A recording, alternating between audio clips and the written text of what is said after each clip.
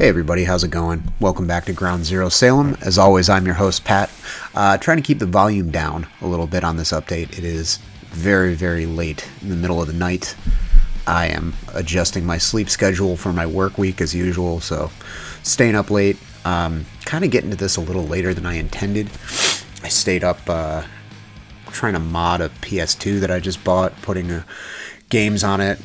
Has a hard drive in it. I don't know if any of you out there are into video games or anything. I've been going in on PS2 games lately for some reason. It's a topic for another time. I've been kind of like scratching my head all week trying to figure out what I want to talk about. I threw a couple ideas out last update. I will get to those. Sounds like people are interested in several of the things I talked about.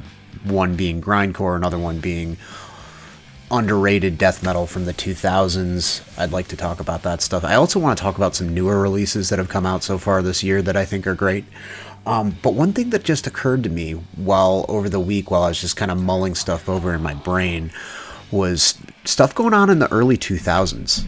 I had a series of videos that I did a while back, kind of around the time that I did the subgenre wars videos when the channel was newer, called The Year of Our Lord, where I went through every year of my life up until the late 90s when, since I got obsessed with music, I was around 12 or 13, kind of going into all the stuff that I was into in high school and everything, and it kind of cut off with 1999. So I've been sort of trying to think of ways to revamp that or maybe dive back into it. And what I also was thinking about was this record turning 21 this year. Municipal Waste toured a big old tour, national tour with Ghoul and Necrot and I want to say Dead Heat, celebrating the drinking age anniversary of Waste 'Em All. And they're such a polarizing band that I kind of wanted to talk about what was going on when they got big, when they started, which was the early to mid 2000s. They blew up in the mid 2000s, but they started in the early 2000s, and just a few other kind of topics revolving around that. So that's what I'm going to talk about this update. I pulled out a whole bunch of records and CDs from that era. I wanted to kind of discuss with you and kind of go into. Municipal Waste, I feel like, are one of those divisive bands. I feel like there's a punching bag for the metal underground that pops up every couple of years that everybody on social media bitches about and calls posers and that kind of stuff. And I mean, that's kind of what metal is about to some extent, fortunately or unfortunately, depending on how you feel about it. There's always a band that everybody, the UG dudes, hate on. And I have the sneaking suspicion that most of these bands everybody was at least cool with at one point. But like Cradle of Filth was the one for a long time. I want to say probably Dying Fetus was in the late 90s. Years later it was Wolves in the Throne Room. And then who else? What was the shoegaze one? Shoegaze black metal bands. Death Heaven. Yeah, the guys with the Hitler haircuts or whatever. Yeah, Death Heaven was another one. I don't know. I never really got into Wolves in the Throne Room or Death Heaven. I don't like my black metal intelligent or sensitive. I like it stupid, but that's a personal preference. Lately, it seems to be, the more fun-leaning kind of death metal bands that have kind of broken out of the underground from the Maggot Stomp roster, like Frozen Soul and Sanguishogabog and Undeath.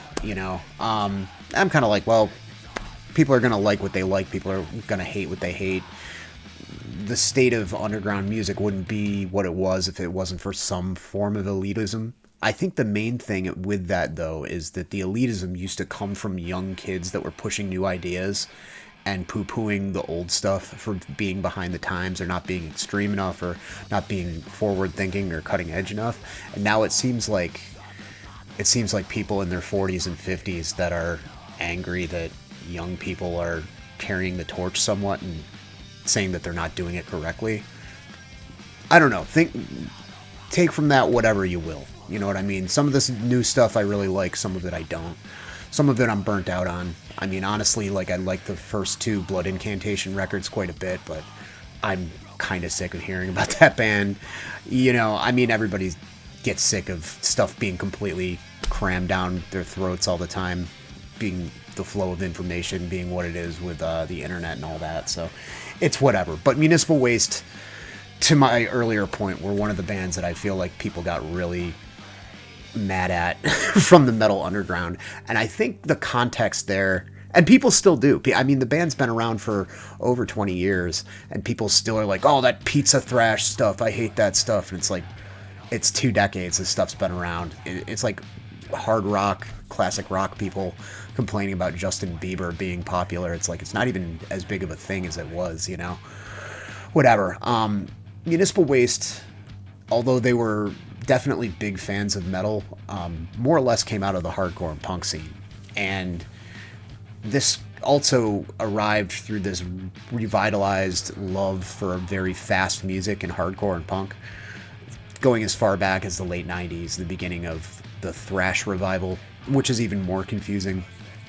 Bandana Thrash was a thing, a term coined by Max Ward, who was in many bands, including What Happens Next and Spaz. Don't have a Spaz record to show on me in front of me, didn't think to pull one.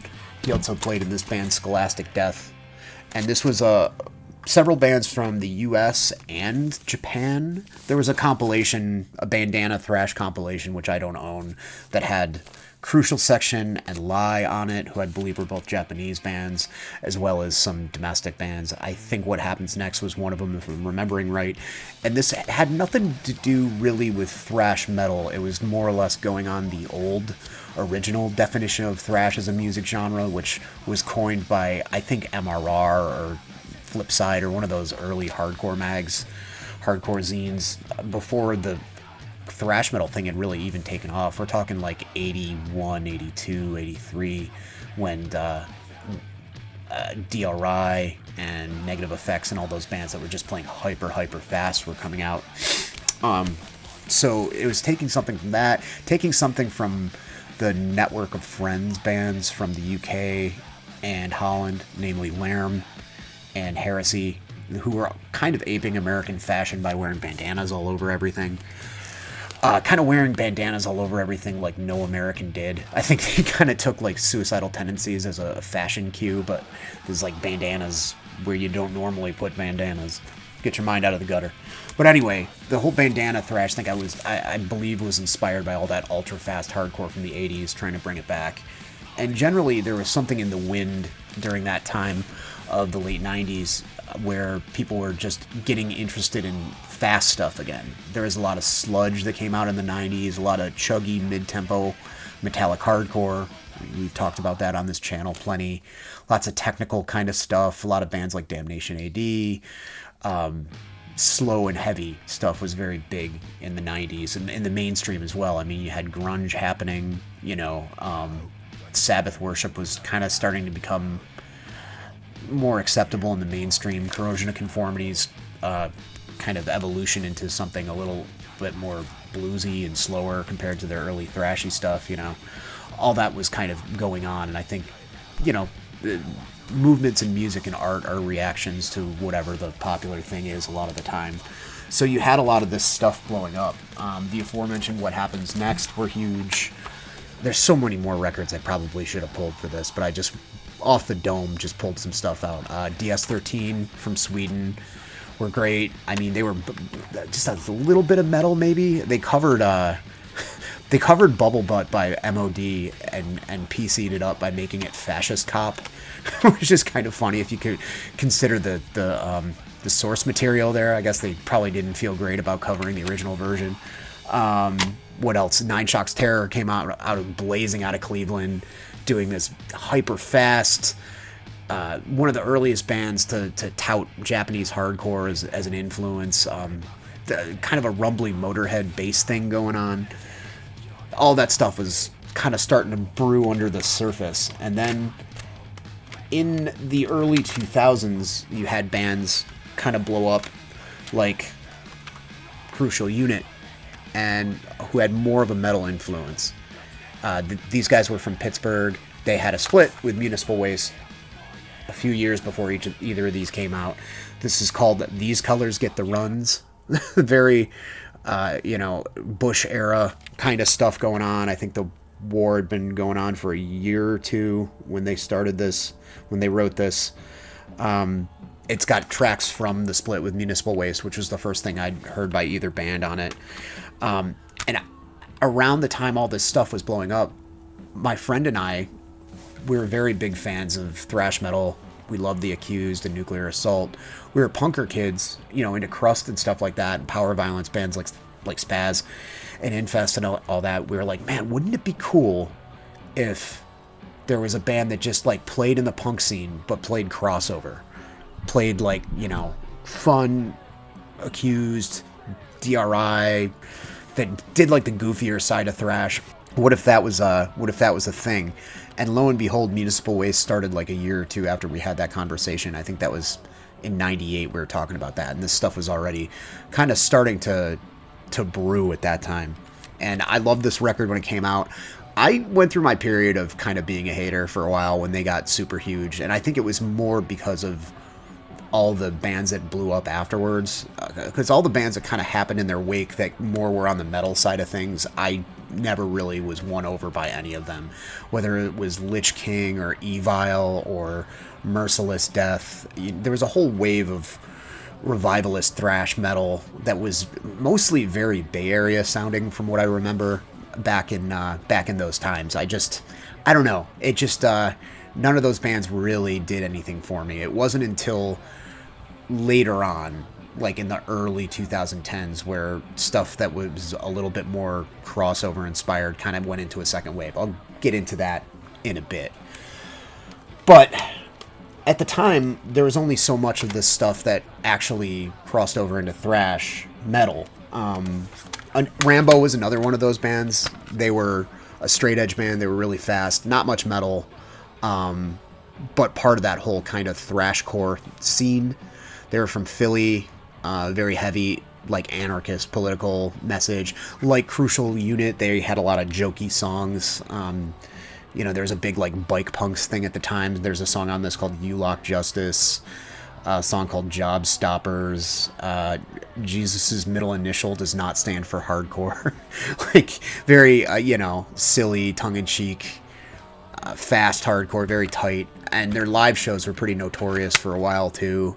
They usually constructed stuff out of cardboard and have these big Lord of the Rings style battles and stuff like that. Very silly. A lot of fun though.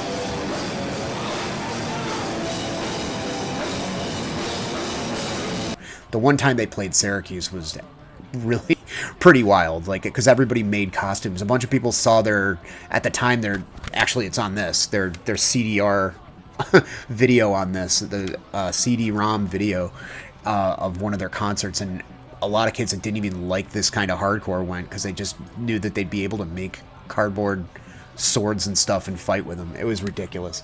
Good times, though.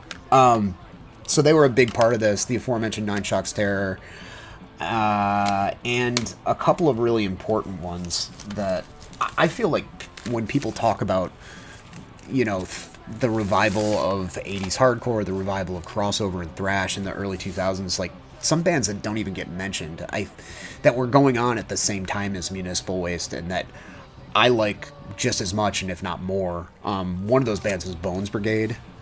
This is Focused, their second LP. Great thrashy hardcore stuff, thrash metal hardcore, crossover, super fast, super tight. They were from Boston. The second vocalist on this, their vocalist on the prior record was very good. His name was Andrew. The vocalist on this was a lot more rougher sounding. kind of got like a gruff, almost kind of negative approach kind of deal going on with the vocals. But yeah, hyper fast, like thrash metal stuff. This is the debut. I hate myself when I'm not skateboarding. This was a little bit more towards hardcore. You know, had the kind of triple picking sort of thrash, palm muted thing going on, but a lot of similarities to everything from Minor Threat to early Boston hardcore stuff. They were great. Obviously skateboard themed. Skateboarding was a big theme in general around then. People were trying to kind of bring that whole spirit back of 80s skateboarding, and around that time all the old style boards were getting reissued. I got back into skateboarding at the time too because I was a kid when I started skating in the late 80s, and it just became a big barrier to entry by the mid 90s when everything was very technical and flip tricky. Like I couldn't figure out how to do any of that stuff, so I quit. And then when the concrete skate park started being made and manufactured again, thanks to the efforts of like Tony Hawk during the X Games and just getting popular again for one reason or another, there was a concrete skate park built in my hometown. And I started hitting it up all the time. I'd never learned how to skate transition because it was just all curbs and stuff where I lived. There were a couple of mini ramps, but they weren't very good. So there was this general thing with like old school skating getting popular again. This is a signifier of that era. This is Possessed to Skate Volume 2. It's a 10-inch. There was a Volume 1 a few years before that had more like kind of Powerviolence stuff on it. There's like Charles Bronson songs on it, and Pilotka, and Asshole Parade. This has ETA, Life Set Struggle, Breakfast from Japan, and Scholastic Death. And it's all that really hyper-fast hardcore stuff, not really metal. So Bones Brigade was a big one, I think is kind of missing from the whole conversation about crossover stuff. Tell me your whip, beat together, doesn't make me feel any better. Another line, get in my head, just another fucking reason. Wish I was dead, so the last one that can't drink.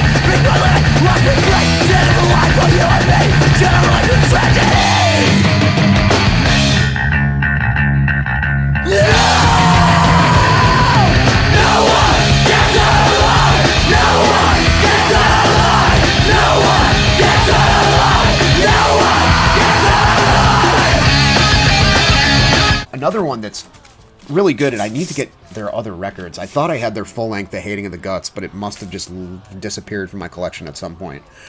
This is High on Barbecue from Holier Than Thou, named after a COC song. Musically, actually not that similar to Corrosion Conformity's thrash stuff. I'd say closer to The Accused. This one has a lot more elements of like suicidal worship on it. So if you like newer bands like Take Offense and Dead Heat and stuff like that, there's a lot of like kind of Venice thrash on this. If I'm remembering right, this was member of two at least of Life's Halt, who are just a straight up very like hyper fast hardcore band. But yeah, these guys were really good. This came out on Deranged Records, who put out a lot of that kind of fast, hyper fast hardcore stuff at the time. The aforementioned Scholastic Death. I think Max Ward, who sang for this band, played drums and spaz, described this band as heresy with glasses. Again, there's a lot of kind of like tongue-in-cheek, kind of hammy, goofy song titles and lyrics around a lot of this stuff at the time. This came out on 625 Thrashcore, which is Max's imprint at the time. But this is all themed around school and learning, because I believe he was in a graduate program when he was doing this stuff. Literally illiterate, book attack, yeah, that kind of thing. The Revolution will not be posted on eBay. Yeah, Revenge of the Nerds, Bookstore Core. There's a lot of people taking stances on stuff that I think is like maybe not as relevant now as it is then, like the anti-eBay thing. Like I don't know. DFA from Canada were also freaking great. And I mean, I know that Bones Brigade comes up once in a while, and people remember Holier Than Thou too, but I don't know if people really talk about DFA at all anymore. They had one that's one of those acronym names where it meant something different every record, I think. Like Destined for Assimilation, I think, was one of them. It meant something different every time. This includes 29 songs and just blazing. Like, not like if it was any faster, it would be like a grind or Powerviolence kind of tempo. Just relentless thrash metal hardcore stuff. They're Canadian. It almost makes me think of like Haymaker or Left 4 Dead, but you know, more of a thrash metal kind of thing and faster. Really ferocious stuff. I got to catch them once in Buffalo, and their guitarist was wearing flip-flops, which really bothered me. But beyond that, they were excellent. They were really, really good. This was also the beginning of Toxic Holocaust.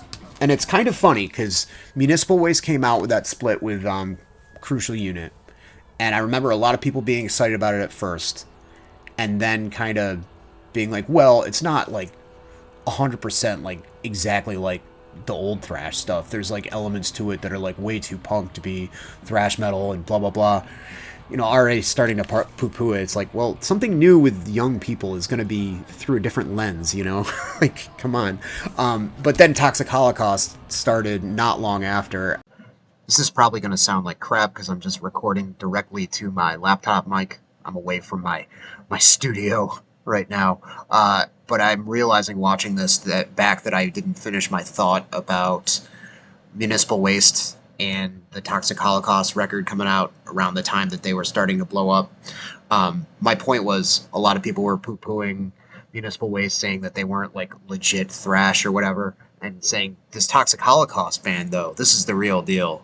And it's kind of funny because I saw some of the same people on the internet, on message boards and what have you, just a few years later, saying that Toxic Holocaust was poser shit too. I just think that's kind of funny. But you see that a lot, you know. Young people under 30, it's excusable. But I looked it up on Discogs, and Joel started this band probably around the same time those guys started. It was like late 90s, 99, that he started this project. This came out on so many different labels. Evil Never Dies. Came out on Nuclear War Now. It came out on Gloom. It came out on Relapse. Possibly Hell's Headbangers too. Like, one of those things that really, really did the rounds. But it's awesome. You know, I mean, I don't listen to a ton of Toxic Holocaust. This is the only record that I have, but I really like it. It's just nasty, sort of Teutonic, raw thrash metal stuff, like, you know, very like kind of blasphemous sounding and everything. And once in a while, I'll check out something that he's done recently, and I definitely dig it. But I mean, Toxic Holocaust, it's J-Dawg approved, so you're not going to be a poser for listening to this one. But yeah, I mean, you know, it's enjoyable stuff. I thought it was really cool. They had a 7-inch that came out, or a single that came out right around this time. I think it was the next thing that he put out, that was put out by Gloom Records, which was a great label from Albany that put out tons and tons of awesome stuff around this time. More hardcore stuff. I think the Toxic Holocaust record was like really the only pure metal thing that Nate did. And then you've got everything that was happening in Massachusetts other than Bones Brigade. I feel like Bones Brigade were kind of on their own island with what they were doing. They played shows with everyone. They played shows with the Suicide File and all those bigger hardcore bands. But then there was a scene that was like kind of centered around Worcester and Western Mass that was kind of meaner, faster hardcore bands. There was a big Western Mass hardcore scene with Last in Line and bands of that ilk, and the Prowl. And then from around Central Mass, you had the A Team. A is for Asshole, depicting a guy in a tank running over a senior citizen with a crutch, about to run over a guy in a wheelchair, and a pregnant woman and a kid. So yeah, going for the, you know, if we offended you, we did our job kind of thing, which is, I think, a direct quote of what their singer said once. But yeah, mean, nasty, negative, slightly metal tinged. They had like an intro on one of their 7-inches that was called Prelude to a Mosh, where they pretty much just took Am I Evil, you know. You could hear sort of a bit of an SOD influence on it, although it's a lot less metal than that. But yeah, not, you know, very rude, rather impolite, gruff hardcore stuff. Awesome band. Their guitarist is renowned for being one of the more talented guitarists to come out of the Boston hardcore scene. I want to say he did something a lot more navel-gazy and forward-thinking afterwards, like Clouds, I think was the name of the band he was in. Not really my bag, that stuff, but something Hydra Head related, I think. And then, you know, I was just looking for anything at the time between, I'd say, like 98, 99, and when this stuff started blowing up that looked like people that were still making thrash metal. I should also interject here with this post-editing thing that there was stuff kind of reviving thrash and speed metal going on in Europe for probably a few years before this. I remember seeing ads for Gehenna in Metal Maniacs, one of the many bands called Gehenna. This was like nasty kind of Venom bulldozer sort of stuff from, I want to say Sweden, maybe Germany, Europe. There's a couple of bands like this kicking at the time, and I know that as black thrash was kind of emerging in Scandinavia and mainland Europe, like during the mid to late 2000s, thrash also became part of the conversation in that context, you know, with Aura Noir and Swordmaster, and even people talking about how The Haunted and later At the Gates was kind of thrashy, you know. So it wasn't just entering through this sort of like DIY US hardcore means either. The thing with me is I didn't really get around to checking this stuff out until I was like way older. Like, I think I picked this up sometime in my 30s. I was like, oh yeah, Gehenna band that I used to see in Metal Maniacs. I always wondered about that band. So it was going on in that way over there as well. I just wanted to throw that out there. Another thing that I came across and sort of like was a total anomaly to me was this band Hatework from Italy. This is called Thrash and Roll. It came out in 2004 on Beer City Records, which was, you know, an American label that mostly did punk. Interestingly enough, this is their other record, The Actual Worst Has Come.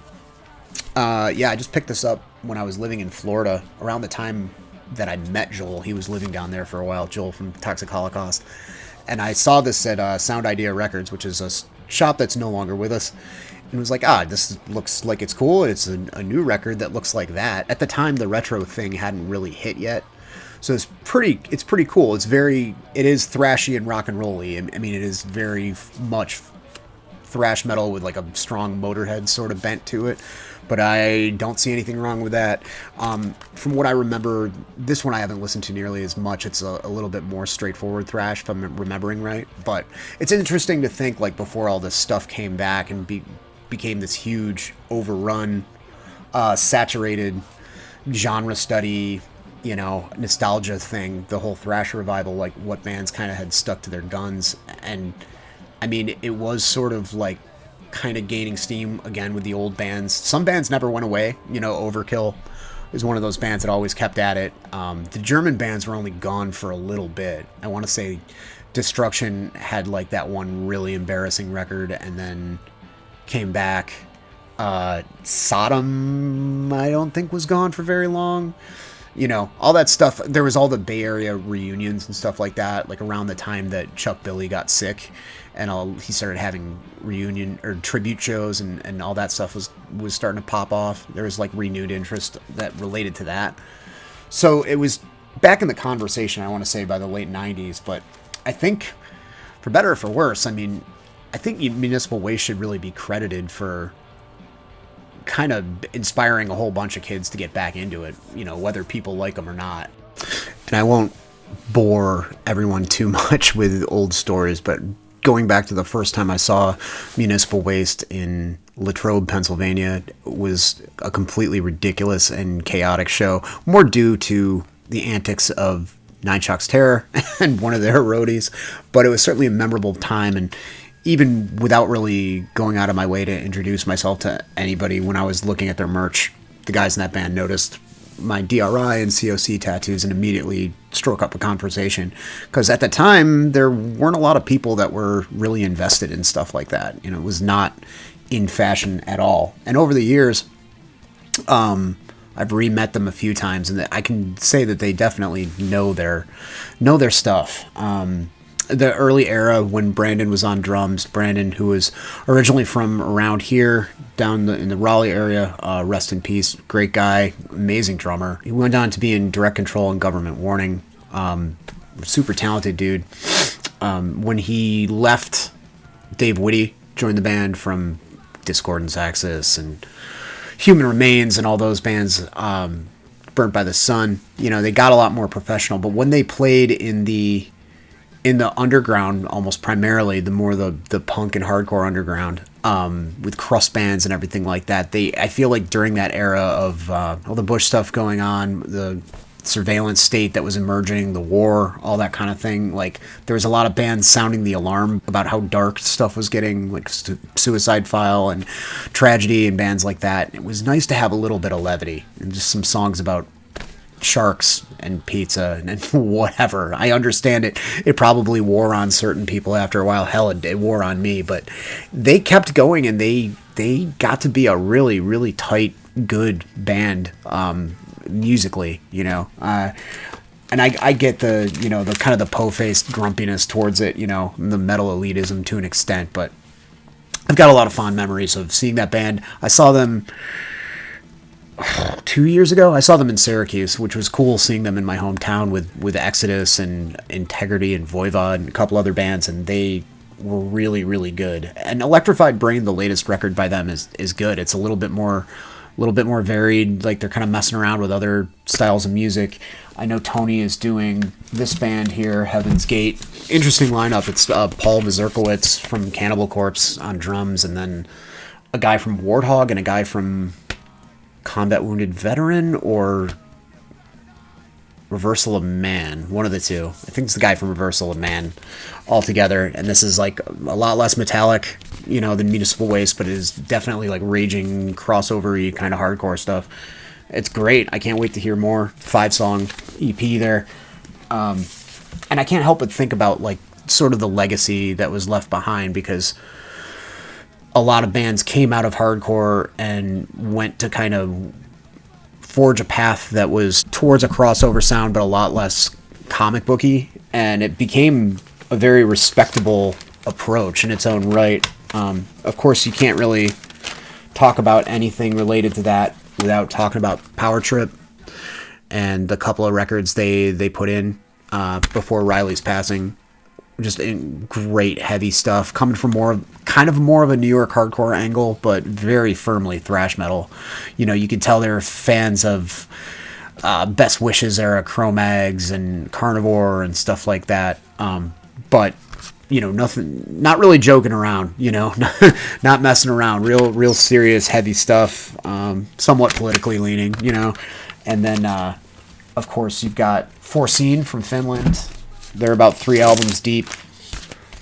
Awesome. I always kind of likened them to the new Power Trip sound, the sort of more moshy kind of crossover stuff, but more of an unhinged kind of Teutonic approach.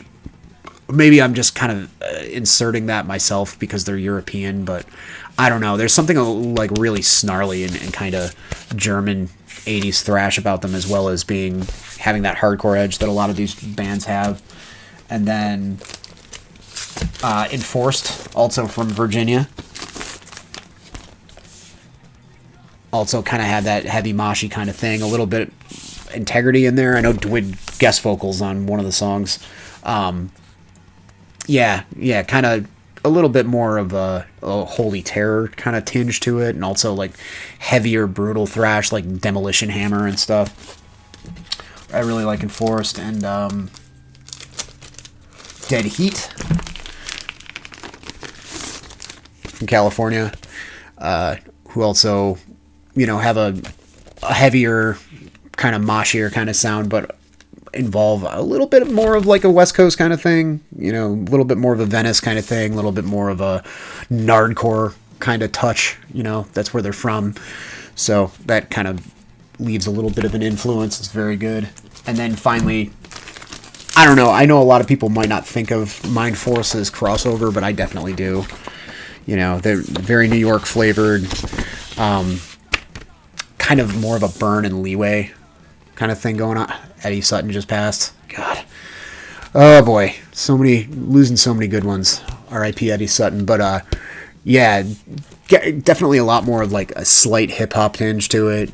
You know, second Leeway record, first Leeway record, Burn, you know, that kind of thing. But great vocalist, Jay, and great shredding guitars and awesome like melodic parts and everything that reminds me of everything from like Leeway to like bits of Iron Maiden and stuff like that. Really good band.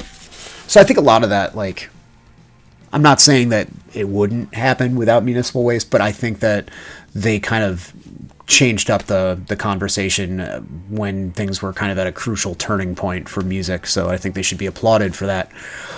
That's it. That's my thoughts on everything. It is late. This is a meandering mess. It's going to be really fun to try to clean this up in editing, but isn't that always the case with me? Isn't that what I say every single time, folks?